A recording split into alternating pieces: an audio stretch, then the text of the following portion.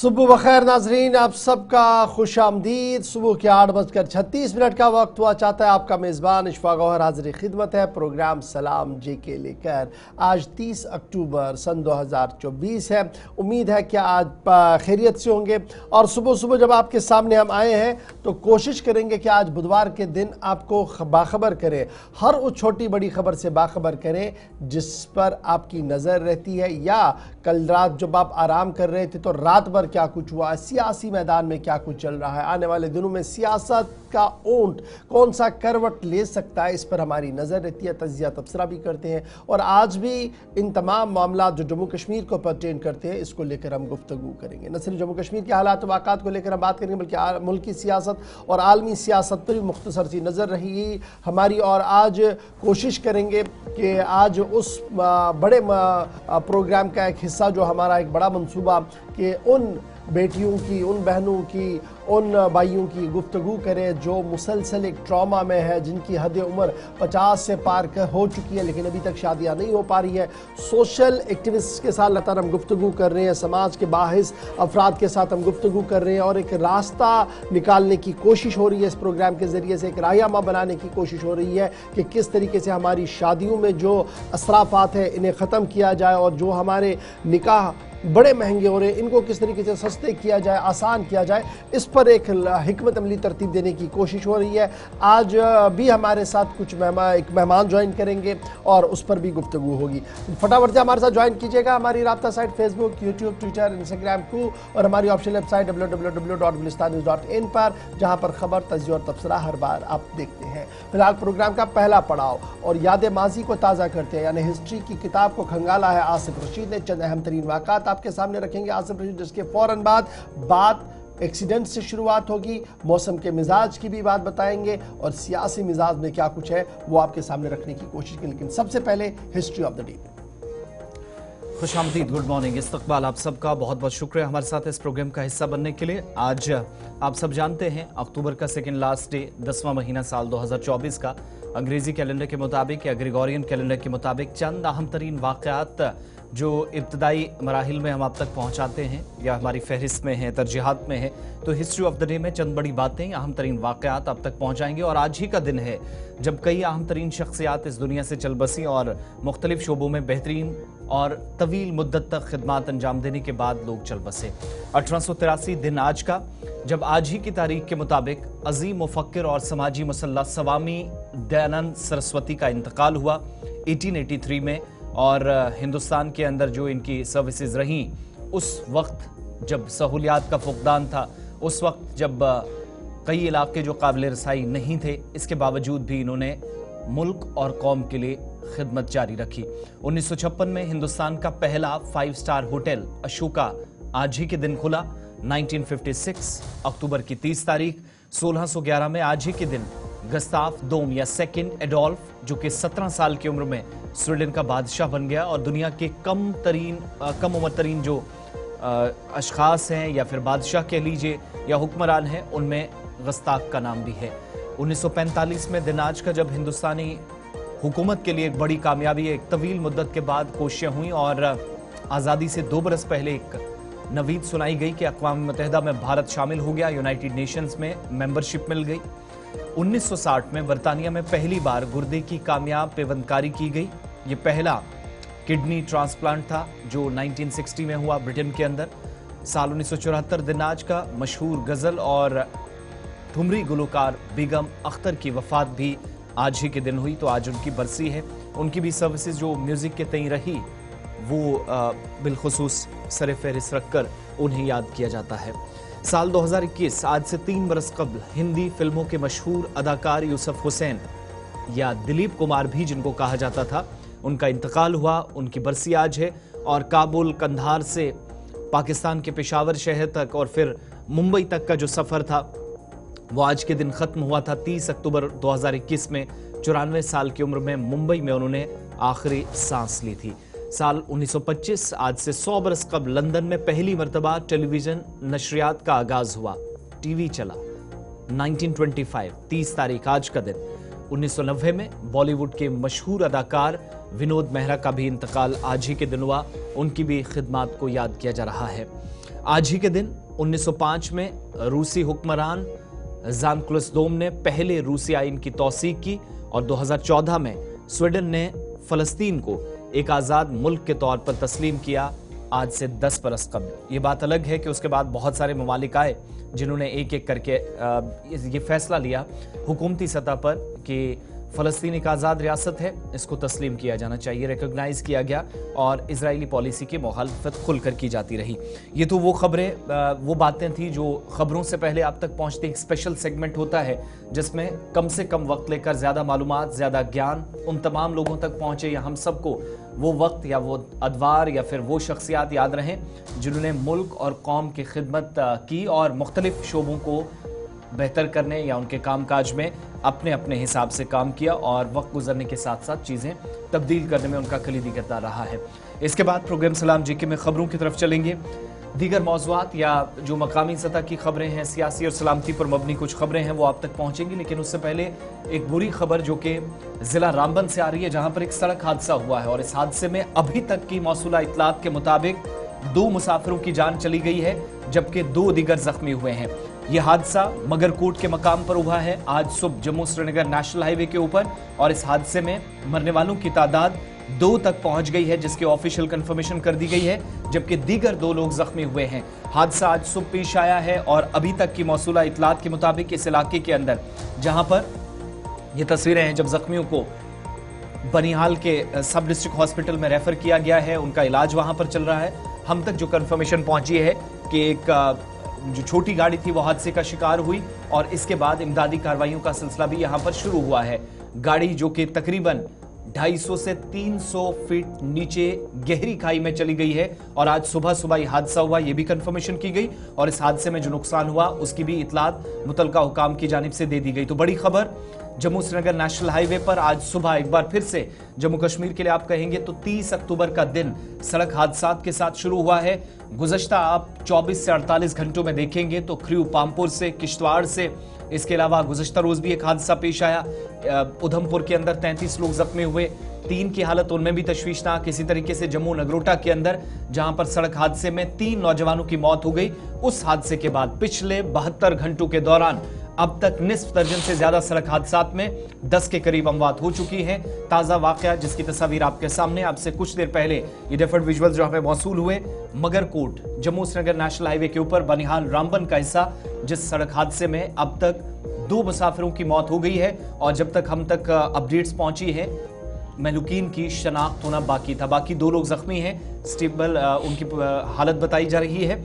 फिलहाल बनिहाल के सब डिस्ट्रिक्ट हॉस्पिटल में दोनों को रेफर कर दिया गया है। चलिए जनाब, ये तो थी जनाब एक्सीडेंट की खबर, लेकिन एक और एक्सीडेंट हुआ है और ये आग की वारदात है और इतलात और खबर इस वक्त सामने आ रही है किश्तवाड़ से, जहां पर आग की होलनाक वारदात में 4 रिहायशी मकानात मुकम्मल तौर पर तबाह हो गए हैं। 4 रिहायशी मकानों में आग लगी है। जिला किश्तवाड़ से इस वक्त की बड़ी खबर सामने आ रही है कि कछाल मुगल मैदान इलाका है जहां पर आग लग चुकी थी और 4 रिहायशी मकान जो है वो मुकम्मल तौर पर तबाह हो गए। रात देर गए ये आग लगी मुगल मैदान के इस इलाके के अंदर, जहां पर 4 रिहायशी मकान जो है वो खाकिस्तर हो गए। अगरचे fire and emergency service Kishtwar मौके पर ज़रूर पहुंची थी, एरिया के अंदर आई थी, ताहम जब तक आग पर काबू पाया जाता तब तक नुकसान बहुत हो चुका था और इस दौरान 4 रिहायशी मकान जो है वो खाकिस्तर हुए हैं। रैना मोहल्ला जो कुछाल का इलाका है वहाँ पर आनन फानन में ये आग लगी और देखते ही देखते 4 रिहायशी मकानों में ये आग जो है वो फैली है। ताहम इस भयानक आग के दौरान किसी के भी मारे जाने की कोई भी इतला अब तक सामने नहीं आई है। अजय शान हमारे नुमाइंदे हमारे साथ हैं। अजय, क्या मजीद तफसीलात है? रात के वक्त जब पहली खबर आई थी तो कहा गया था कि एक दुकान को नुकसान पहुंचा है, लेकिन जो इस वक्त कंफर्मेशन हो रही है कि 4 रिहायशी मकानात भी आग की जद में आए, एक दुकान भी आई है और मुतासरीन की तादाद भी काफी ज्यादा है। जी, आज से बिल्कुल देखिए 4 रेजिडेंशियल स्ट्रक्चर बताए जा रहे हैं जो इस आग की जद में आए हैं और एक दुकान जो है वो जलकर आग हो गई है जी। करीब 6 फैमिलीज जो है वो मुतासिर हुए हैं क्योंकि एक घर में 3 फैमिली रह रही थी, तो कुल मिला के 4 रेजिडेंशियल हाउसेज और एक दुकान जो है इस आग की जद में आए हैं। हालांकि कोई जानी नुकसान नहीं हुआ है, लेकिन लाखों की प्रॉपर्टी, करोड़ों की प्रॉपर्टी जलकर राख हो गई। जो हाउस होल्ड आइटम थी वो भी इसकी जद में आई हैं, क्योंकि वहाँ पर जो सड़क संपर्क नहीं है। हालांकि फायर टेंडर्स तो रेस्ट किए गए थे, लेकिन वहाँ पर पहुँच नहीं पाए, क्योंकि गाड़ी वहाँ जहाँ तक पहुँची थी वहाँ से भी कुछ किलोमीटर आगे वो लोकेशन थी। तो मुकामी जो रिसोर्सेज से, चाहे पेची की पाइपों से पानी लाया गया या जो पानी वहाँ पर डैम था, उससे ही आग बुझाने का प्रयास किया गया। लेकिन एफर्ट्स डाले गए, लेकिन जो आग थी वो इतनी बेकाबू हो चली थी कि कई घंटे इसको कंट्रोल करने में लगे। लेकिन गनीमत की बात है कि जानी नुकसान इसमें नहीं हुआ। बहुत बहुत शुक्रिया तफसीलात फराहम करने के लिए। अजय शाह हमारे साथ थे। तस्वीरें आपके सामने, जहां पर नुकसान की इतलात काफ़ी ज़्यादा और मुतासरीन तक इंतजामिया पहुंचने की कोशिश कर रहे हैं। इससे पहले ब्रेक पे जाएं, खबर ज़रा मौसम के हवाले से भी, क्योंकि खुश्क साली के बीच मुख्तलिफ इलाकों में इस तरह के वाक़यात रुनमा हुए हैं। कश्मीर सूबे से भी और जम्मू सूबे से भी इसकी इतलात मुख्तलिफ इलाकों से आना शुरू हुई है।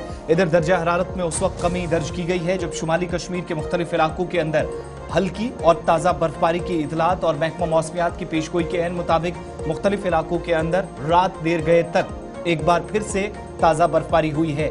शुमाली कश्मीर में जहां पर सयाहती मकाम गुलमर्ग, पहलगाम और मुलक्का इलाकों के अंदर पहाड़ी सिलसिले में बर्फबारी का इम्कान महकमा मौसमियात ने पहले से जाहिर किया था और बाद में जाकर जो तस्वीरें सामने आई और रात देर गए तक जो इतलात मौसूल हुई। हालांकि इसके बाद ये जो एक हफ्ता गुजरना है, महकमा मौसमियात की श्रीनगर और जम्मू दफ्तर से जो तस्दीक की गई है, कंफर्मेशन अभी तक जो हो रही है 8 नवंबर तक, यानी अगला एक हफ्ता खुश्क मौसम से गुजरना होगा। लेकिन इस ड्राई वेदर स्पेल के बीच पानी की भी शदीद कमी का एहसास मुख्तलिफ इलाकों के अंदर शहरियों को हुआ है। श्रीनगर समेत कई इलाकों के अंदर जहां पर इतलात यह है कि पानी की कमी, अब तक हम देख रहे थे कुछ एक जगहों पर वाटर सप्लाई भी मुतासिर हुई, मुरम्मती काम और ये सारा सिलसिला चला। लेकिन दरियाए जेहलम में भी सतह आब में अचानक कमी या फिर मुसलसल कमी आना, ये भी बाइस तशवीश बन रहा है। मुख्तलिफ इलाकों के अंदर मगरबी हवाओं का असर महकमा मौसमियात ने ये पहले ही साफ कर दिया था कि पीर के बाद अलग अलग इलाकों के अंदर ऐसी तस्वीर आएंगी जहां पर निचले इलाकों में भी ठंड का असर देखा जाएगा, दर्जा हरारत में कमी होगी, मौसम तब्दील होगा और मौसमियाती तब्दीली का ये जो असर है वो शुमाली बेल्ट के अंदर सबसे ज्यादा होगा। तो पीर की गली, इसके अलावा इतलात के मुताबिक पहलगाम, गुलमर्ग और अफरवट की जो बालाई इलाके हैं, जुजिला का बालाई हिस्सा, पहाड़ी सिलसिले के अंदर के ऊपर बर्फबारी हुई है और तकरीबन 2 अलग अलग जगहों पर, यानी ये जो सयाहती मकामात है जहां पर किसी किस्म से सरगर्मियां मुतासिर नहीं हुई हैं, इसकी कोई कंफर्मेशन नहीं है। लेकिन बांडीपोरा के इलाके में भी देखेंगे, किशले टॉप जो गुरेज का इलाका है, कुपवाड़ा नॉर्दर्न बेल्ट का हिस्सा, इन इलाकों में भी, और इसके अलावा सिंथन टॉप, राजदान पास और आसपास के इलाकों में जो समुद्री सतह से हजारों फीट बुलंदी पर वाक़े इलाके हैं, उन इलाकों में 1 से 2 इंच बर्फ रिकॉर्ड की गई है। कई एक मकामात पर 4 इंच तक भी बर्फ पड़ी है, इस तरह की कंफर्मेशन है। लेकिन सबसे ज्यादा जिन इलाकों के अंदर बर्फबारी की जो पेशगोई की गई थी महकमा मौसमियात के मुताबिक, वो शुमाली बेल्ट में होगी, पीर पंचाल, चिनाब वादी के कुछ एक हिस्सों में। तो इसकी तस्दीक भी हो गई कि देर रात गए तक हल्की बर्फबारी का सिलसिला जारी रहा। इससे निचले इलाकों में यह हुआ कि दर्जा हरारत में कमी हुई है। लेकिन दूसरी मुसीबत, खुश्क मौसम के बीच पानी की कमी या आप कह लीजिए आबी ज़खायर में सतह आब में कमी होना, ये भी माहिरीन के मुताबिक बाइस तशवीश है। चलिए, जहां हम आपको मौसम के मिजाज की खबर बताते हैं, वहीं पर ब्रेक से पर जाने से पहले आपको यह भी बताते चले कि रात देर गए कश्मीर यूनिवर्सिटी का हुक्मनामा जारी हुआ है और उस हुक्मनामे के तहत आज लिए जाने वाले तमाम इम्तिहानात को फिलहाल मुलतवी कर दिया गया है। जम्मू कश्मीर के अंदर कश्मीर यूनिवर्सिटी ने आज जो इम्तिहानात होने थे, कश्मीर सूबे के अंदर जो कश्मीर यूनिवर्सिटी के इम्तिहानात होने थे, वो तमाम इम्तिहानात आज मुलतवी कर दिए गए हैं और यूनिवर्सिटी इंतज़ामिया की तरफ से ये साफ कर दिया गया है कि इन इम्तिहानों के रिशेड्यूल के हवाले से, दोबारा से लेने के हवाले से जो डिटेल कम्युनिकेशन है वो अलग से जारी की जाएगी। यानी अब डिटेल्स इम्तिहानात के दोबारा से आएंगे। नोटिफिकेशन कल रात देर गए जारी कर दी गई थी, जिसमें यह साफ कर दिया गया था कि जितने भी ख्वाहिशमंद तलबा है जिनका आज यूनिवर्सिटी एग्ज़ाम होना था 30 नवंबर सन 2024 को, वो पोस्टपोन हो गया है और फ्रेश डेट्स, नई डेट्स का ऐलान अलहदा नोटिफिकेशन के जरिए से किया जाएगा। कश्मीर यूनिवर्सिटी में लिए जाने वाले आज तमाम इम्तिहानात मुलतवी कर दिए गए हैं, पोस्टपोन कर दिए गए हैं और यह साफ कर दिया गया है कि अलहदा तौर पर नोटिफिकेशन जारी की जाएगी, जिसके बाद इम्तिहानात का इम्तिहानी तारीखों का ऐलान अलग से किया जाएगा। तो आज कश्मीर यूनिवर्सिटी के तहत लिए जाने वाले इम्तिहानात नहीं होंगे। यूनिवर्सिटी ने रात देर गए इस बात की वजाहत कर दी है। छोटा सा ब्रेक होगा जी, यहाँ पर ब्रेक के उस पार आएंगे तो सियासी मैदान में क्या कुछ हो रहा है फटाफट से वो हम आपके सामने रखने की कोशिश करेंगे। उमर अब्दुल्ला के सामने बड़े मसाइल क्या है जिनसे उन्हें आने वाले दिनों में नबर्दा आजमा होना पड़ेगा, इस पर भी गुफ्तगू करेंगे। छोटा सा ब्रेक होगा, बने रहिएगा हमारे साथ।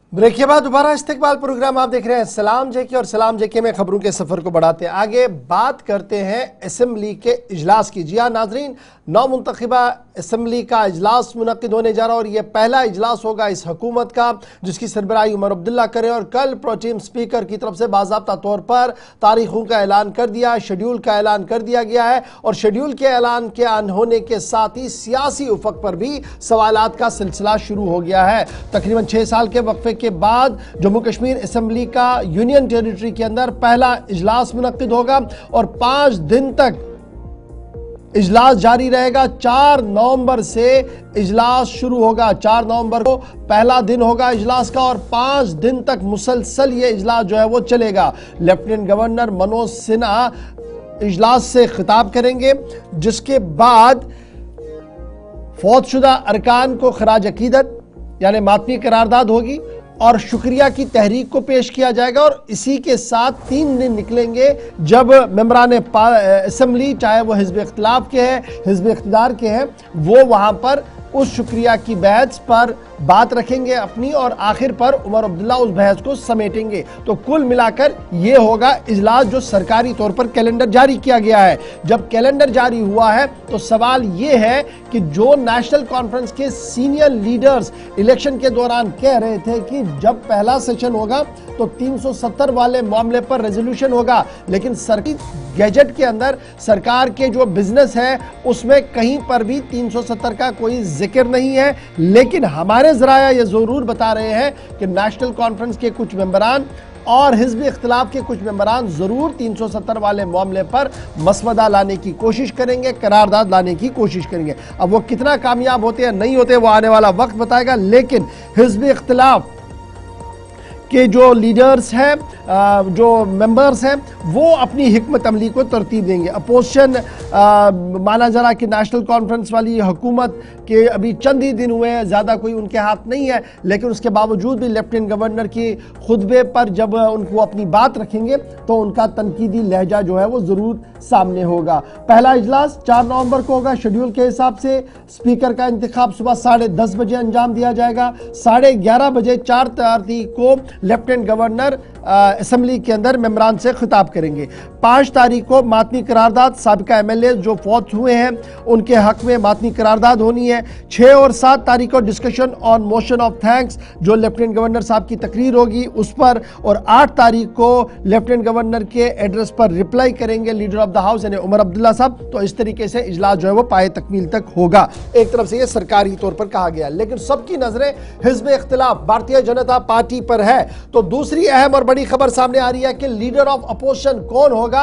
अभी तक बीजेपी ने अपने पत्ते नहीं खोले हैं, लेकिन बीजेपी जरा से बड़ी खबर जो सामने आई है वो यही है कि लीडर ऑफ अपोजिशन के चुनने का अमल तेज हो गया है और इस ज़िमन में 3 नवंबर को इजलास तलब किया गया है। और यह इजलास श्रीनगर के अंदर बुलाया गया है जहां पर 9 मुंतखिबा मेंबरान जिनका ताल्लुक भारतीय जनता पार्टी से है वो श्रीनगर के अंदर अपना लीडर ऑफ द अपोजिशन और deputy leader of the opposition चुनेंगे। और इस ज़िमन में पार्टी की तरफ से 3 नवंबर की तारीख का तयन कर दिया। 4 को असेंबली सेशन होगा, 3 तारीख को बीजेपी का अपना सेशन होगा जहां पर वो लीडर ऑफ द अपोजिशन अपना चुनेंगे और 2 मरकजी लीडरों को बहशत ऑब्जर्वर पार्टी की तरफ से तैनात कर दिया गया है। 29 एमएलए जिनका ताल्लुक भारतीय जनता पार्टी से है वो 3 नवंबर से कबल श्रीनगर पहुंचेंगे और 3 नवंबर को बाद दोपहर श्रीनगर के अंदर ये अहम तरीन इजलास होने जा रहा है मेंबरान का, जहां पर वो अपने लीडर ऑफ द अपोजिशन को चुनेंगे। पार्टी जराया के मुताबिक जो बड़े लीडर्स ऑब्जर्वर के तौर पर अपॉइंट किए गए हैं उनमें मरकजी वजीर प्रहलाद जोशी और कौमी जनरल सेक्रेटरी और जम्मू कश्मीर लद्दाख के इंचार्ज तरुण चुग श्रीनगर 3 तारीख को ही पहुंचेंगे, जिस दौरान वो उस इलेक्शन प्रोसेस का हिस्सा बनेंगे जिस दौरान अरकान BJP, leader of the opposition और डिप्टी लीडर का इंतखाब करेंगे। 29 एमएलए बीजेपी के पास है। 3 नवंबर से कबल उन्हें श्रीनगर पहुंचने के लिए कहा गया है। 12 बजे के बाद यह इजलास श्रीनगर के अंदर होगा और इस तरीके से पत्ते खुलेंगे कि लीडर ऑफ द अपोजिशन कौन होगा, क्योंकि एक तरफ से जब हाउस की हम बात करते हैं तो house leader of the house Omar Abdullah क्योंकि चीफ मिनिस्टर है, लेकिन लीडर ऑफ द अपोजिशन का एक मेजर रोल होगा और सबकी नजरें 29 मेंबरों पर है जो बीजेपी के वो किसको अपना लीडर चुनते हैं। इसी तरीके से फिर पीपल्स डेमोक्रेटिक पार्टी भी अपने तरीके से अपने लीडर को चुनेंगे और फिर सजाद का एक ही है, यानी खुद सजाद लोन है पीपल्स कॉन्फ्रेंस के, और इंजीनियर रशीद की जमात अवामी इत्तेहाद पार्टी का भी एक है। तो कुल मिलाकर ये 31 लोग जो है ये बनेंगे जी हिज़्ब इख्तिलाफ के अंदर, कुल मिलाकर बीजेपी को लेकर। तो बीजेपी 3 तारीख को श्रीनगर के अंदर अपना इजलास कर रही है। प्रहलाद जोशी, तरुण चुग 3 तारीख को श्रीनगर पहुंचेंगे। 12 बजे के बाद का इजलास है और 3 तारीख को ही लीडर ऑफ द अपोजिशन चुना जाएगा। और बाज़ाब्ता तौर पर मरकजी बीजेपी ने 2 टॉप लीडर्स को ये काम सौंपा है कि वो इस इलेक्शन प्रोसेस को ओवरसी करेंगे, देखेंगे और रिपोर्ट फिर बीजेपी हेडक्वार्टर को भी देंगे। एक तरफ से ये डिटेल्स है। दूसरी अहम खबर पर आते हैं, जहां पर खबर ये है कि नेशनल कॉन्फ्रेंस ने पार्लिमानी जमहूरियत को बरकरार रखने का फैसला ले लिया है। नेशनल कॉन्फ्रेंस ने पार्लिमानी जमहूरियत को बरकरार रखने का फैसला ले लिया है। पार्टी जराया के मुताबिक national conference Bharatiya Janata party को डिप्टी स्पीकर का ओहदा दे सकती है। हमारे जराया इस बात की तस्दीक कर रहे हैं कि नेशनल कॉन्फ्रेंस ने बाज़ाब्ता तौर पर यह मन बना लिया है कि पार्लिमानी जमहूरियत को बरकरार रखते हुए डिप्टी स्पीकर का ओहदा भारतीय जनता पार्टी को दिया जाएगा। और इलेक्शन इस ज़िमन में कि डिप्टी स्पीकर कौन होगा इसमें थोड़ा सा ताखीर हो सकता है, जिसके बाद बीजेपी इस मुद्दे पर भी खुलकर अपनी बात सामने रख सकती है। एक तरफ से या डिप्टी स्पीकर बीजेपी के पास जा सकता है और नेशनल कॉन्फ्रेंस ने मन बना लिया है कि पार्लिमानी जमहूरियती अक़दार को बरकरार रखा जाएगा।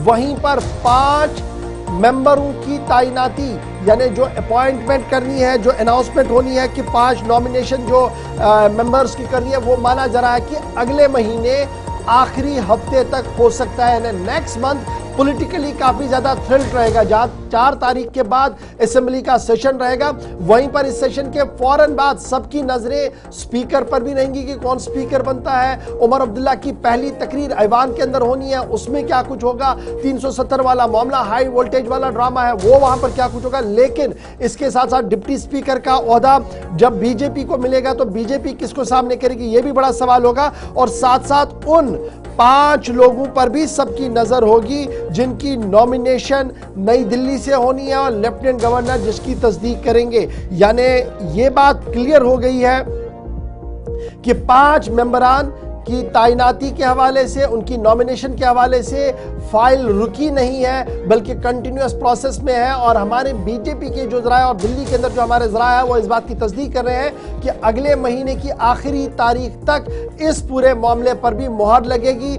मरकजी वजारत दाखिला से, जिसके बाद अनाउंसमेंट बाज़ाब्ता तौर पर लेफ्टिनेंट गवर्नर साहब करेंगे और 5 लोगों को यहाँ पर नॉमिनेट किया जाएगा, जिनमें कश्मीरी डिस्प्लेस्ड पंडित होंगे, POJ के रिफ्यूजीज होंगे, खवातीन एक्टिविस्ट होंगी, जिनके लिए नामों का ऐलान जो होगा लेफ्टिनेंट गवर्नर साहब करेंगे। लेकिन वेट जो है वो दिल्ली से होगा, यानी अगला महीना पॉलिटिकली काफी ज्यादा होगा। इस बीच भारतीय जनता पार्टी के वर्किंग प्रेसिडेंट सत शर्मा का भी बयान सामने आया है, जिस दौरान सत शर्मा ने यह साफ कर दिया है कि वो ऐवान की कार्रवाई को खूबसूरती से के साथ चलाने में मदद करेंगे और वो ये देखना चाहेंगे कि उमर किस तरीके से ऐवान की कार्रवाई को आगे बढ़ाएंगे। तो कुल मिलाकर ऐवान के अंदर क्या कुछ होगा, डिटेल्स हमने आपके सामने रख दी है।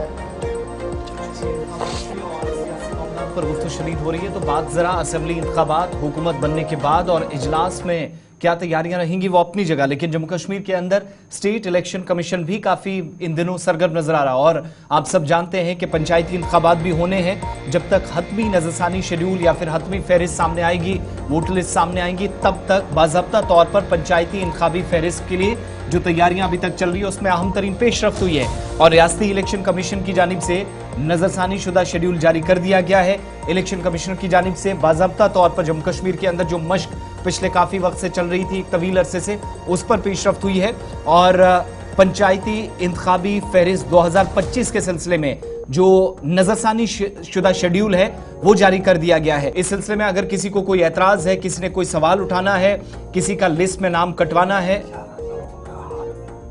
ऐड करना है, तो वो सारी चीजें बाज़ाब्ता तौर पर उसके लिए भी तारीख मुकर्रर कर दी गई है और 11 नवंबर 2024 को जो ड्राफ्ट पंचायत इलेक्शन रूल है वो जारी कर दिया जाएगा बाज़ाब्ता तौर पर। उसके लिए भी इकदामात इस वक्त उठाए जा रहे हैं। इतना ही नहीं, अगर किसी को एतराजात होंगे तो इसके लिए भी 6 जनवरी से पहले पहले जो पेशरफ्त होनी है, किसी का कोई ऑब्जेक्शन होगा, एतराजात होंगे, कोई नाम काटना, कोई ऐड करना, हज़फ करना, इसके लिए भी बाज़ाब्ता 9 दिसंबर 2024 की तारीख मुकर्रर की गई है, जब तक आप अपने एतराजात या फिर ऑब्जेक्शंस हैं वो दर्ज करवा सकेंगे। इस बीच स्टेट इलेक्शन अथॉरिटीज की तरफ से साफ कर दिया गया है कि तमाम स्पेशल कैंप्स लगाए जाएंगे तमाम पोलिंग बूथ्स पर और जहां पर भी पोलिंग बूथ्स होंगे वहां पर इलेक्शन कमीशन की तरफ से हिदायत पर खुसूसी अफराद जो है वो वहां पर रहेंगे ताकि अगर किसी ने और भी कोई मामला है तो उसे निपटाया जा सके। पंचायत इलेक्शन 2024 का जो हतमी फहरिस्त है वो 6 दिसंबर सन 2025 को जारी की जा सकती है। State election commission Jammu Kashmir की तरफ से रिवीजन जो शेड्यूल है उस हवाले से पंचायत इलेक्टोरल रोल 2025 का उसका कैलेंडर जारी कर दिया है। बी आर शर्मा की तरफ से कल ये साफ कर दिया गया कि draft panchayat electoral rolls form PERI ये इशू किए जाएंगे नवंबर 11, 2024 को। ऑब्जेक्शंस, नाम लगाना, काटना, करेक्शन और दीगर मामला 11 नवंबर तक तय पाए जाएंगे और 9 नवंबर से स्पेशल कैंप्स हर पोलिंग बूथ पर लगेंगे 16 नवंबर तक, 17 नवंबर को भी और इसी तरीके से 24 और 30 नवंबर को भी। 1 दिसंबर तक ये सिलसिला इसी तरीके से चलेगा और फिर आगे जब इसको देखा गया तो पंचायत इलेक्शन बूथ ऑफिसर जो PEBOs है और साथ साथ VLW जिन्हें आप कह रहे हैं, MPW जिन्हें आप कह रहे हैं और जो बाकी मानदा इलेक्शन अथॉरिटीज़ है वो हर पंचायत में मौजूद रहेंगे, हर पोलिंग स्टेशन पर मौजूद रहेंगे और ताकि तमाम तर तैयारियां मुकम्मल हो सके और पंचायतों का इंतखाबात अगले साल 2025 में मुमकिन हो सके, इस ज़िम्न में तैयारियों का आगाज़ कर लिया गया है। हमारे ज़राया ये बता रहे हैं कि फरवरी के आखिरी हफ्ते से जम्मू कश्मीर के अंदर पंचायती निज़ाम को शायद आगे बढ़ाया जाए, जब जम्मू कश्मीर असम्बली का भी इजलास होगा। एक तरफ से असम्बली का इजलास हो रहा होगा और दूसरी तरफ से हुकूमत इस बात की तैयारी कर रही होगी कि जम्मू कश्मीर के अंदर पंचायती इंतखाबात भी कराए जा सके। तो पंचायतों के हवाले से हुकूमती इदारों ने कमर कस ली है। चलिए सियासी मामलात से जरा हटकर बात अब जरा उन मामलात की भी करते हैं जो इंतहाई अहमियत के हामिल हैं और बात सिक्योरिटी के हवाले से। जम्मू कश्मीर के मुख्तलिफ इलाकों के अंदर बैक टू बैक ऑपरेशन चले और पिछले 2 हफ्तों के दौरान हमलों के बाद मुख्तलिफ इलाकों के अंदर सिक्योरिटी अलर्ट है। शुमाली कश्मीर हो, पीर पंचाल बेल्ट हो, चिनाब वादी हो, जम्मू का इंटीरियर बेल्ट हो, जम्मू कश्मीर पुलिस, फौज, BSF और दीगर इदारों की जानिब से त्योहारों के मौके पर, चूंकि दिवाली का भी मौका है और बाकी त्योहार भी करीब आ रहे हैं, इसके लिए सिक्योरिटी ग्रिड को मजबूत बनाने की कोशिशें बहुत पहले से शुरू हो गई हैं। मजहबी मकामात और तिजारती मराकज़ पर निगरानी बढ़ाने का फैसला लिया गया है। CCTV कैमरों या फिर जदीद टेक्नोलॉजी का सहारा लेकर मुतद्दिद मकामात पर नजर रखी जाएगी। बार बार इस पर मीटिंग्स बैक टू बैक हो रही हैं। देर शाम एक और मीटिंग जो कि जम्मू के अंदर हुई, जहां पर जम्मू सूबे के अंदर सिक्योरिटी एजेंसीज या बिलखुसूस जम्मू कश्मीर पुलिस और नेशनल सिक्योरिटी गार्ड्स, उनकी भी जिम्मेदारियां अब मुख्तलिफ इलाकों के अंदर बढ़ाई गई हैं। तो कैसे एक तो तैनातियां अमल में लाई जाएं और दूसरा हम आहंगी को कैसे यकीनी बनाया जाए, कोऑर्डिनेशन हो, तालमेल बेहतर हो, इस सिलसिले में एक अहम तरीन मीटिंग भी हुई है। दिवाली के मौके पर जो अहम तरीन मकामात हैं, जिनमें पब्लिक प्लेसेस हैं, जिन इलाकों में सबसे ज्यादा मसरूफियात रहती हैं, मसरूफ तरीन बाजार, उन एरियाज में जहां पर रश काफी ज्यादा रहता है, उन इलाकों के अंदर निगरानी कैसे रखी जाए, पुलिस कहां पर क्या जिम्मेदारी निभाएगी, इस ताल्लुक से एक सिक्योरिटी प्लान तरतीब दिया जा रहा और मुख्तलिफ हम देख रहे हैं कि फेजेस से गुजरते हुए जम्मू कश्मीर पुलिस NSG तालमेल को यकीनी बनाते हुए शहर के अंदर और शहर के बाहर भी लाइन ऑफ कंट्रोल से इंटरनेशनल बॉर्डर और बाकी मकामात तक सिक्योरिटी को बेहतर तरीके से इस वक्त बनाने की कोशिश कर रही है। जम्मू के अंदर जो देर रात मीटिंग हुई, इसमें यह भी साफ कर दिया गया कि किसी तरह की कोई थ्रेट परसेप्शन नहीं है, किसी तरह का कोई धमकी किसी की तरफ से नहीं मिली, लेकिन खतरात को टाला जा सकता है कल अगर कहीं पर मुश्किल वक्त आता है। इसलिए पहले से ही हसास मकामात पर या तंजीबात या फिर जो तिजारती मराकज़ है जहां पर लोगों का आना जाना सबसे ज्यादा रहता है, उन इलाकों के अंदर नजर रखी जा सके और किसी नुकसान से बचा जाए। किसी भी देखने को मिला और इजाफे के बीच में आप देख सकते होंगे सीधी तस्वीरें मैं आपको इस वक्त राजौरी से ये दिखा रहा हूँ, राजौरी के DKG इलाके में, जहां इस वक्त आप देख सकते होंगे तमाम गाड़ियों की चेकिंग का सिलसिला जो ये देख रहे होंगे, बिल्कुल DKG का इलाका और घना जंगल, घने जंगल के अंदर ये वो इलाके हैं जहाँ पिछले कुछ अरसे से मिलिटेंसी की वारदातों में इजाफा देखने को मिला। और उसके बाद खास करके इसके बिल्कुल साथ लगने वाले इलाके में यहाँ सेना पर मिलिटेंटों ने हमला भी किया था और हमले के बाद इस इलाके में सिक्योरिटी काफी टाइट कर दी गई। और ये चीज तस्वीरें मैं इस वक्त आपको सीधा राजौरी के DKG इलाके से दिखा रहा हूँ। राहुल सुदन के साथ जमशेद मलिक, गुलिस्तान न्यूज, राजौरी। DKG सरहद से आपको बता रहे थे कि सिक्योरिटी को किस तरीके से टाइट किया गया। खबरों के सफर को थोड़ा सा यहाँ पर रोक लेते हैं और बात उस बड़े मौजू की करते हैं जिसने हमारे निज़ाम के अंदर एक ऐसा सवाल पैदा किया है जिस पर गुफ्तगू करना बहुत ज़्यादा ज़रूरी है, क्योंकि ये मामला हमारे घर का है, ये मामला हमारी बेटियों का है, ये मामला हमारे उन नौजवानों का है जो उम्र की उस हद तक आ चुके हैं जहाँ पर उनका निकाह होना, जहाँ पर उनकी शादी होना बहुत ज़्यादा ज़रूरी माना जाता है। लेकिन रसूमात बद इस तरीके से बढ़ चुके हैं, हालात इस तरीके के बने हुए हैं entire union territory Jammu Kashmir के अंदर कि जम्मू तो जम्मू, कश्मीर भी इसमें बहुत आगे चला गया है।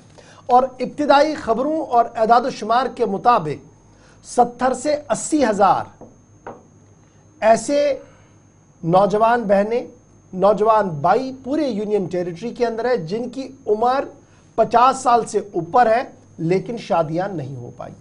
इनमें बहुत सारे लोग ऐसे भी हैं जो अब नफ्सियात के मरीज बने हैं, इनमें बहुत सारी माएँ ऐसी हैं, वालिद ऐसे हैं जो अब एक साइको की तरफ देख रहे हैं कि जनाब अब क्या होगा, मेरी बेटी तो इतनी बड़ी हो गई लेकिन निकाह नहीं हो रहा। ये एक पहलू है इसका।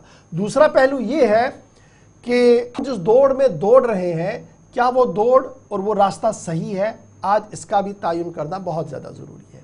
और फिर तीसरा मामला ये है कि हम हर एक चीज़ सरकार पर डालकर खुद को बाहर रखने की जो कोशिश कर रहे हैं, क्या ये तबाही का पहला पड़ाव तो नहीं है जिस पड़ाव को हमने पार किया है।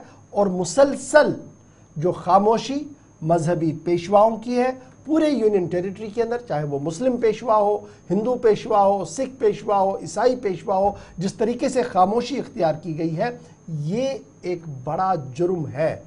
और इसी जुर्म को ख़त्म करने के लिए, इस मुसीबत से बाहर आने के लिए लगातार हमारी कोशिश है।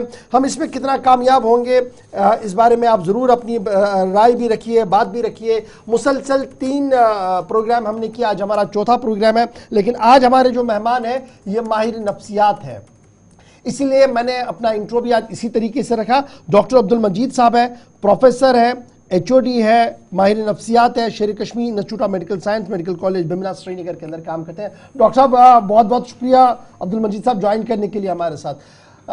आप, मैं, हम सब उस मुआशरे का हिस्सा है जहां पर सिर्फ कश्मीर की बात करूं तो 50,000 से ज़्यादा, सिर्फ श्रीनगर की बात करूं तो 20,000 से ज़्यादा, एंटायर जम्मू कश्मीर की बात करूं तो 70, 75, 80 तक भी ये फिगर जा रहा है। उन नौजवानों की है, उन माँ बेटियों की है, उन भाइयों की है जिन्हें निकाह तो करना था लेकिन मामलात ऐसे बने हैं, मुआशरे के हालात ऐसे बने हैं कि नहीं हो रहा है। और अब डिप्रेशन एक नई वबा, एक नई परेशानी हमारे सामने है।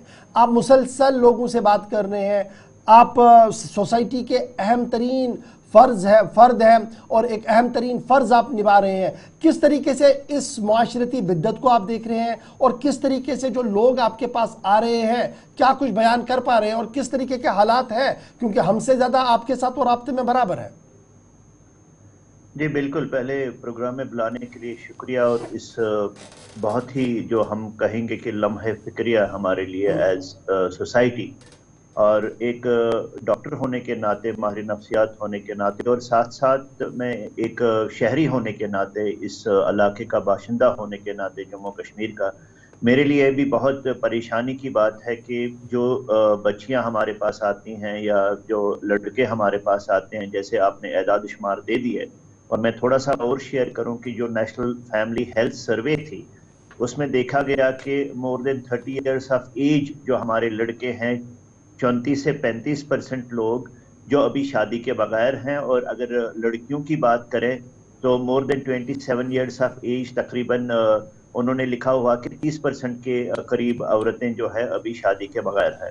तो ये नेशनल फैमिली हेल्थ सर्वे का रिपोर्ट है जो गवर्नमेंट ऑफ इंडिया ने इजरा करा हुआ है रिसेंट टाइम्स में।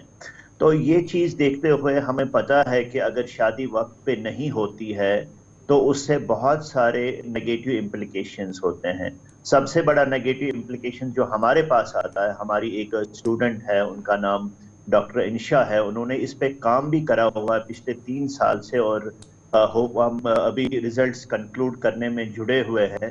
तो उससे यही जो अगर हम इंकिशाफ करें उस स्टडी का, और तकरीबन 30 से 40% ये औरतें जो हैं जो शादी के बगैर हैं और जिनको इनफर्टिलिटी हुई है, बाद में जो बच्चा देने के काबिल नहीं रहते हैं, उनको नफ्सियाती तकालीफ का सामना भी करना पड़ता है। तो कहीं ना कहीं अगर हम अपने मारूस को, या हम अपने समाज के जो पहले उसूल थे हमारे, या हमारा मीरास था, हमारी तवारीख थी कि हम तकरीबन 20 से 25 साल के बीच के बच्चियों को शादी कर लेते थे, या 25 से 26 साल के लड़कों की शादी करा लेते थे। लेकिन अभी हम बहुत वजूहात की वजह से, मैं कहूँगा जो हमने फैक्टर्स अपने इन नौजवान लड़के या लड़कियों में देखे, नौजवान तो नहीं कह सकते क्योंकि 35 से ऊपर बहुत सारे ऐसे फर्द हैं जिनकी शादी नहीं हुई है। तो अगर हम वजूहात की तरफ नजर मारें तो सबसे आया हमें है कि कैरियर ओरिएंटेशन ज्यादा है, खासकर अर्बन एरियाज में, सिटीज में या स्मॉल टाउन्स या बिगर टाउन्स। कैरियर ओरिएंटेशन है कि एम्प्लॉयमेंट पहली होनी चाहिए। बहुत ही एक एक एक तरीके से एक ऐसी वजह है कि जो हम जान सकते हैं, हमारे जो फर्द हैं, चाहे मर्द हो या औरत हो, तो उनको उनको अपना कैरियर का, अपना एम्प्लॉयमेंट का, अपना एजुकेशन का बहुत ज्यादा प्रायोरिटी रहता है। लेकिन ये जानना जरूरी है कि कहीं इसको बहुत ज्यादा प्रायोरिटाइज कर रहे हैं और साथ में हम अपनी जो नस्ल है, जो हमारा मुस्तकबल है, उसकी जड़ें काट रहे हैं। क्योंकि इनफर्टिलिटी का बहुत बड़ा मसला 35 साल के बाद की उम्र के लिए, दोनों मर्द और औरत के लिए हो जाता है। तो इन चीजों को देखते हुए, जैसे आपने ये प्रोग्राम का इसका आज हाँ हमें बुलाया है, तो मैं बहुत शुक्रगुजार हूँ, क्योंकि ये एक ऐसा मामला है जिस पे बात होनी चाहिए। और ये प्रोग्राम जो आपने करा है एक अवेयरनेस प्रोग्राम है लोगों के लिए। और एक चीज जो मैंने देखी है, फाइनेंशियल बर्डन जो हमारी फैमिलीज देख रही है, देखा देखी जो हमारी सोसाइटी में हो रही है, इसने ऐसे शादी करी, उसने ऐसे शादी करी, उससे भी जो हमारे वालिदैन हैं उन पर बहुत बोझ पड़ता है कि मैं अपनी बेटी या बेटे की शादी कैसे निभाऊं, मेरे पास इतने रिसोर्सेज नहीं है, मेरे पास इतने पैसे नहीं है, जिससे बहुत ज्यादा डिले शादियों में हो जाता है। किसी की 2 बेटियां हैं, किसी की 3 बेटियां हैं, उस बेचारे पे बहुत परेशानी का आलम हो जाता है उस पे। तो वो बेचारा उस हिसाब से भी शादियां अपनी बच्चों की नहीं कर पाते हैं। और एक फैक्टर जो मैंने देखा हुआ है, जो पहले से ही हमारे समाज में था और जिसमें मेरे ख्याल में हमें देखने की बहुत जरूरत है, वो कास्ट सिस्टम है। जात पात की बुनियाद पे अभी भी लोग अड़े हुए हैं, अपनी बेटी या बेटे की शादी नहीं कराते हैं और अपने मुस्तकबल और उस बच्चे के मुस्तकबल को भी परेशान कर देते हैं, उसका मुस्तकबल भी एक डार्क फेज में लगा देते हैं। तो ये देखने की जरूरत है, जात पात का जमाना गया, अभी हम ओपन रहने चाहिए।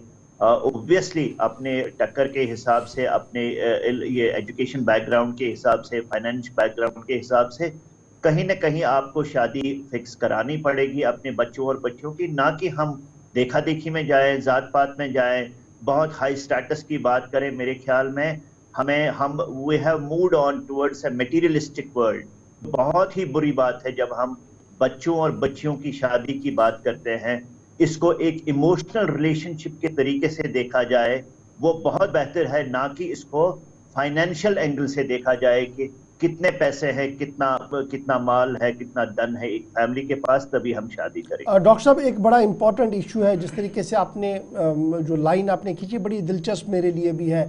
हम मुस्तकबिल के फिक्र में हैं और हाल को तबाह कर रहे हैं। जो मेरे सामने इसको मैं तबाह कर रहा हूँ। क्या मैं ये मानूं कि जो तवक्कल बर अल्लाह था वो ख़त्म हो गया हमारा, और हम अपने बलबूते पे ही जीना चाहते हैं और ऊपर वाले का दामन हमने छोड़ दिया, जो वसी रहमत वाला दामन है वो छोड़ दिया है? एब्सोल्युटली, आपने मेरे दिल की बात छीन ली। जिस हिसाब से हम पैसे की तरफ भाग रहे हैं और देखा देखी का आलम है, बहुत दौड़ धूप लगी है, कौन सी गाड़ी लानी है, कहाँ पे बंगला ले लेना है, कौन सा मोबाइल फोन ले लेना है, उसमें हम ऊपर वाले को भूल गए हैं। चाहे हम किसी भी रिलीजन को बिलोंग करते हो, किसी भी फेथ को बिलोंग करते हो, हम तो मेरे ख्याल में हम सिंबॉलिक तौर पे वो फर्ज अंजाम देते हैं, दिल से वो फर्ज अंजाम नहीं देते हैं। अदरवाइज जो हमारे इन होली बुक्स में लिखा है, चाहे वो कुरान शरीफ हो, चाहे वो गीता हो, चाहे वो बाइबल हो, चाहे वो गुरु ग्रंथ साहब हो, very clear that humanity has to prevail. और हमें पैसे को बैक एंड पे रखना है, रादर कि हमें इमोशनल रिलेशनशिप्स का, सोशल कनेक्टेडनेस का, एक दूसरे की इज्जत का, हमारे बाल बच्चों की हिफाजत का, इसका बहुत ज्यादा बोलबाला होना चाहिए। न कि हम देखा देखी करके पैसे के पीछे पड़ जाएं और हम अपनी फ्यूचर जनरेशन को रियून करें। इसमें बहुत जरूरी है कि हम अपने आप को टटोले, इंट्रोस्पेक्ट करें और देखें कि हमारे समाज में पहले क्या था 20-25 साल पहले। कहीं हम अपने रूट्स को, अपनी जड़ों को काट नहीं रहे और उस तरफ जा रहे हैं जो हमारा बेसिकली कभी ऐसा हमारा हिसाब नहीं था। हम कॉपी पेस्ट नहीं कर सकते वेस्ट कल्चर को। West is a different culture. West का बिल्कुल एक अलग तरीका है जिंदगी जीने का। वहां पे हम बुजुर्ग जो होते हैं वो ओल्ड एज होम्स में होते हैं, हमारा वो सिस्टम नहीं है। वहां पे शादी होके बिल्कुल अलग थलग हो जाते हैं, कभी बच्चा भी वो they don't prefer to have their children. लेकिन हमारा जो समाज का स्ट्रक्चर है वो हमें कोहेसिवली जिंदगी बसर करने का एक इल्म देता है, और उस मीरास को, उस समाज के उसूलों को हमें इज्जत देनी है, उसको फॉलो करना है, तभी कश्मीर जम्मू एंड कश्मीर रहेगा। हम इसको छोटा लंदन नहीं बना सकते इन चीजों से। ये गलत फहमी है हमारे लोगों में, और इस गलत फहमी को दूर करने में मैं शुक्रगुजार हूं कि गुलिस्तान टीवी ने ऐसे प्रोग्राम का इनेकाद। एक चीज और भी आपसे, जब आप नफ्सियाती मसाइल जो मुसलसल बढ़ रहे हैं, इसको आप इसके पीछे के असबाब को जानते हैं, जिसमें माली और बाकी जो दबाव रहता है उसकी तरफ आपने इशारा किया, लेकिन एक तासुर ये भी दिया जाता है कि यही वो मामलात हैं जो ज़िंदगी के ख़ात्मे का भी सबब बनते हैं। फिर सुसाइड वाले केसेस की तरफ जाएं, वो एक अलग कहानी है, वहाँ पर भी हम पूरे मुल्क के अंदर दूसरे तीसरे नंबर पर आ जाते हैं। क्या ये जो बुनियादी असबाब हैं ये वाकई में जहनी मसाइल या तनाव का इस कदर शिकार बना रहे हैं कि ज़िंदगी का ख़ात्मा करना भी बच्चे और बच्चियों को बड़ा आसान लगता है? उसके पीछे ये भी माने जिसको आज हम डिस्कस कर रहे हैं डॉक्टर साहब? बिल्कुल, देखिए, कभी भी जब आपको अपना फ्यूचर, अपना आगे वाला जो वक्त है वो आपको बिल्कुल अनसर्टन लग रहा है और डार्क लग रहा है, अंधेरा लग रहा है, आपके सामने कोई जिंदगी का वो एम्बिशन जो है खत्म होने जा रहा है, ऐसा लग रहा है, तो इन मामलात में एक व्यक्ति में, किसी भी इंसान में आ सकता है जी। कुछ लोग ऐसे होते हैं कि जिनका सोशल सपोर्ट है, जिनका फैमिली सपोर्ट है, या जिनकी इंडिपेंडेंस होती है, उनके फाइनेंशियल हालात ठीक होते हैं, वो ठीक ठाक इसमें जी लेते हैं। लेकिन अल्टीमेटली हम किस लिए जीते हैं, हम किस लिए हम ऑफिसेज में बैठे हैं, हम मजदूरी करते हैं, हम डिफरेंट काम करते हैं, किस लिए करते हैं? ताकि हमारी आगे की जो दुनिया है वो खुशहाल रहे, हमारी जो नस्ल है वो अपने हिसाब से खुशी से अपनी जिंदगी बसर करें। लेकिन जब वो नस्ल आगे बढ़ेगी नहीं हमारी लेट मैरिजेस से, तो आप किस चीज की तरफ देख रहे हो? तभी मैं कह रहा हूं कि हमें वेस्ट को कॉपी करने की जरूरत नहीं है। जो हमारा मीरास है उसको फॉलो करने की जरूरत है, उसी पे चलने की जरूरत है, तभी हम अपने मीरास को भी बचा सकते हैं। और अपनी जो परेशानी का माहौल बना हुआ है इन लड़कों या लड़कियों में, जो एज ऑफ मैरिज जिसको हम कहेंगे वो पास कर चुके हैं, उनके लिए ऑब्वियसली एक परेशानी का बास बन सकती है, और ये परेशानी नफ्सियाती तकालीफ की सूरत में आगे आ सकती है। और अगर इस नफ्सियाती तकलीफ को या इस लेट मैरिज को हम एड्रेस नहीं करते हैं, इन्हीं को सेल्फ हार्मिंग बिहेवियर हो जाता है और वो अपने आप को इतना फिर जुर्मवार मारते हैं, इतना वो परेशान होते हैं कि वो अपने आप का खात्मा भी कभी कभार सोचने की करते हैं। डॉक्टर साहब, चूंकि कंटिन्यूसली आप ऐसे मरीजों को देख रहे होंगे, ऐसी बेटियों को देख रहे होंगे जो आपके पास किसी न किसी तरीके से आ ही जाती हैं, तो कैसा ट्रॉमा है उनके ऊपर, और उनके वालिदैन का रिस्पांस बहुत बार देखा गया कि वो फिर लड़की के सर ही डाल देते हैं कि जनाब इसकी तकदीर ठीक नहीं है, हम तो कोशिश कर रहे हैं। ये जो ट्रेंड एक नया हम देख रहे हैं, कल हमें किसी ने मेल करके कुछ चीज़ें लिखी हैं, तो दिल बहुत ख़राब होता है वो चीज़ें देखते हुए कि बहन जब लिख रही थी कि आज उसकी उम्र 47 साल है और जब वो शादी करना चाहती तब माँ बाप ने रोका और अब उसकी शादी नहीं हो रही है और सारा ठीकरा उसके सर पर फूटा जा रहा है। तो ये जो ट्रेंड नया उभर रहा है, इससे हम कैसे देखें और कितना ख़तरनाक है ये? कुछ इस तरीके की एक्सपीरियंस आप? मैं वही कह रहा हूँ, हम ऑलरेडी पिछले 20-25-30 साल से बहुत ज़्यादा परेशानियों से जूझ रहे हैं। बहुत हद तक हालात अब बहुत उस हिसाब से साजगार हो गए हैं, ठीक हो गए हैं, लेकिन कुछ चीज़ें हमारी समाज में बुराइयों की तरह आ गई हैं। और एक बुराई ये भी है कि जो लेट मैरिज का सिलसिला चल रहा है, तो उसमें हमारे वालिदैन भी बहुत हद तक रेस्पॉन्सिबल है। जो हमारे लड़के और लड़कियां हैं वो भी बहुत हद तक उसमें रेस्पॉन्सिबल है। तो कहीं ना कहीं हमें रेस्पॉन्सिबिलिटी फिक्स करनी है। जैसे आपने प्रोग्राम के पहले ही बता दिया कि रिलीजियस लीडर्स को आगे आना चाहिए, क्योंकि हमारा जो समाज है, हमारा जो जम्मू कश्मीर है, कश्मीरी में इसको पिरवर कहते हैं, that we are the place of sands. So हमें एक वो किसी हद तक वो एक्सेप्टेंस है कि अगर हमें रिलीजियस लीडर्स इस पर बात करेंगे, वो मैंने बहुत कम कलील देखा, टू बी वेरी ऑनेस्ट। जब भी मस्जिद में जाते हैं इस पे बात नहीं होती है, जैसे आपने पहले ही कहा। तो हम सबको इस इलाके के शहरी होने के नाते हमारा एक फर्ज बनता है कि हम इस पे बात करें, ताकि उन लोगों की जिनकी आप बात कर रहे थे कि वालिदैन हजरात हैं या ये लड़के और लड़कियां हैं जो शादी में ताखीर करते हैं, उनसे हम रूबरू हो जाए, उनसे बात करें कि कितना नेगेटिव इम्पैक्ट आता है जब शादी डिले हो जाती है, डिप्रेशन का माहौल बन जाता है, घर में कॉन्फ्लिक्ट का माहौल बन जाता है।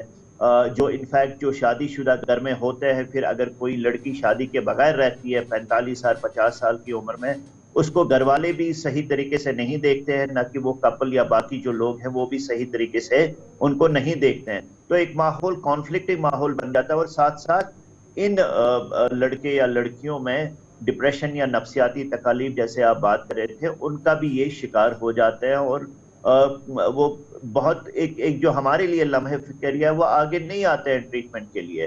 कहते हैं कि इनकी शादी नहीं हो रही है तो इसी की वजह से परेशानी है। तो इनको फिर एक डबल एज्ड स्वर्ड होता है, एक तरफ से शादी नहीं हुई होती है और दूसरी तरफ से इनको नफ्सियाती तकालीफ का भी सामना करना पड़ता है जो अनट्रीटेड रह जाती है। डॉक्टर साहब, एक आखिरी चीज़ बड़ा इंपॉर्टेंट है, आप भी इसी सोसाइटी के फ़र्द हैं, हम भी हैं, लेकिन मिनहसुल कौम बहस सोसाइटी के जिम्मेदार की जिस तरीके से सोसाइटी सोई है, क्या ये कोई सिंड्रोम हमें है कि हम सब कुछ जानते हैं लेकिन आंखें बंद करके सोने की कोशिश करने, चल यार मैं तो ठीक हूँ दूसरा जाए बाढ़ में? ये जो सिंड्रोम उभर रहा है आप हमारी सोसाइटी में, ये कितना खतरनाक है और ये हमें कहाँ क्यों ले रहा है?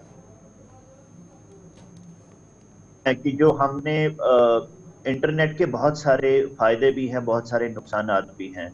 कुछ चीज़ें इंसान बहुत ही जल्दी अपने आप में वो अडॉप्ट कर देता है, और कुछ चीज़ें हमने गलत तरीके से अडॉप्ट की है। जो मैंने वेस्ट का मॉडल का बात करा और कॉपी कैट जो इश्यूज की मैंने बात की, वो कॉपी करके वो वेस्ट में क्या हो रहा है, यूएस में क्या हो रहा था, वो भी शादियां देर से करते हैं, हमें क्या प्रॉब्लम है, हम भी शादी देर से करेंगे। पहले फाइनेंशियल स्टेबिलिटी होनी चाहिए, इकोनॉमिक स्टेबिलिटी होनी चाहिए, एजुकेशनली बहुत अच्छे होने चाहिए, दैट इज एब्सोल्युटली फाइन, उसमें कोई दो राय है नहीं। But it should not be at the cost of emotional instability. कहीं इमोशनल इंस्टेबिलिटी होगी तो आपको परेशानी होगी, आपके घर वालों को परेशानी होगी। तो हम सब शहरी जो यहाँ के बाशिंदे हैं जम्मू कश्मीर के, हमें मुतहरिक होना है, हमें एक साथ आवाज़ बुलंद करनी है इस परेशानी के बारे में। एक लम्हा फिक्रिया है हमारे लिए जो लेट मैरिज का अभी बोलबाला चल रहा है, जैसे आपने गुलिस्तान में इसका प्रोग्राम की शुरुआत की है। तो मेरे ख्याल में ऐसे प्रोग्राम्स की ज़रूरत है ताकि हम अपने वालिदीन को, अपने माशरे को, अपने इन लड़के और लड़कियों को जो पैसे की भागदौड़ में लगे हुए हैं, उनको ये भी बता दें कि आपको 35 साल के बाद और 35 साल मिलेंगे जिंदगी जीने के। अगर वो आपके खराब हो रहे हैं, आपको परेशानी तारी हो रही है, तो आपका सारा मुस्तकबल खराब हो रहा है। इसमें गौर खोज करने की बात है वालिदैन को, इन लड़के लड़कियों को, ताकि वो अपनी फाइनेंशियल सेटलमेंट के साथ साथ एजुकेशनल एम्पावरमेंट के साथ साथ अपने मुस्तकबल का भी बहुत ही सीरियसली ख्याल रखें, ताकि इनका मुस्तकबल खुशहाल रहे। बहुत बहुत शुक्रिया डॉक्टर अब्दुल मजीद साहब, प्रोफेसर एंड HOD माहिर नफ्सियात हैं, शेर Kashmir institute of medical science Bemina के अंदर। आपका बहुत बहुत शुक्रिया हमारे साथ वक्त निकालकर इस मामले का एक और पहलू आपके सामने रखने के लिए। जनाब ब्रेक पर जाना है, लेकिन फटाफट से ज़रा दो बातें आपके साथ करनी है। एक ये कि एडवोकेट जनरल का मामला अभी लटका पड़ा है, यानी वो अहम तरीन ओहदा जिसकी तैनाती जल्दी से होनी चाहिए थी, DC राणा साहब के इस्तीफे के बाद का मामला है। और अब खबर यह आ रही है कि अपॉइंटमेंट जो है एडवोकेट जनरल साहब की वो मज़ीद ताख़ीर में चली गई है, क्योंकि जम्मू कश्मीर इस वक्त जो डिले प्रोसेस चल रहा है, इसके कंसल्टेशन, ये जो डिले चल रहा है एडवोकेट जनरल की तैनाती को लेकर, इसमें कंसल्टेशन प्रोसेस जो है वो शुरू हो गया है लेफ्टिनेंट गवर्नर के दफ्तर और चीफ मिनिस्टर के दफ्तर के बीच में, लेकिन मज़ीद वक्त जो है वो लग सकता है। 18 अक्टूबर से बाज़ाब्ता तौर पर एडवोकेट जनरल का दफ्तर जो है वो खाली पड़ा हुआ है।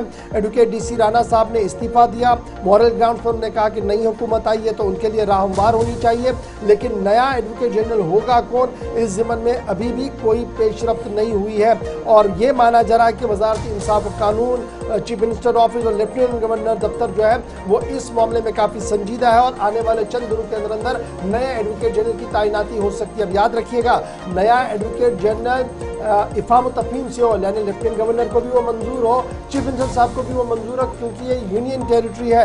इस ज़िम्मन में एक बैलेंस करने की ज़रूरत है और वही बैलेंस फिर आगे आप देखेंगे जो बड़े अहम तरीन मामला हैं जिसमें स्टेट का स्टेक लगा रहता है और स्टेक होल्डर के तौर पर जो लीगल चैलेंज होते हैं वहाँ पर एडवोकेट जनरल साहब अपनी राय देते हैं। तो इसलिए ये एक ऐसा आदमी होना चाहिए जो पूरी तरह से कानून जानता हो, जिसको तमाम हालात और मूज़ असरार पता हो, और यही वजह कि शायद फ़िलहाल इसको मज़ीद चंद दिन लग सकते हैं। तो फिलहाल 18 अक्टूबर से हमारे पास एडवोकेट जनरल साहब नहीं है, क्योंकि राणा साहब ने इस्तीफ़ा दे दिया था और नए एडवोकेट जनरल साहब की तैनाती के सिलसिले में मशावरत चल रही है। मज़ीद वक्त लग सकता है, हमारे नुमाइंदे इस तरीके की बात जो है वो सामने रख रहे हैं।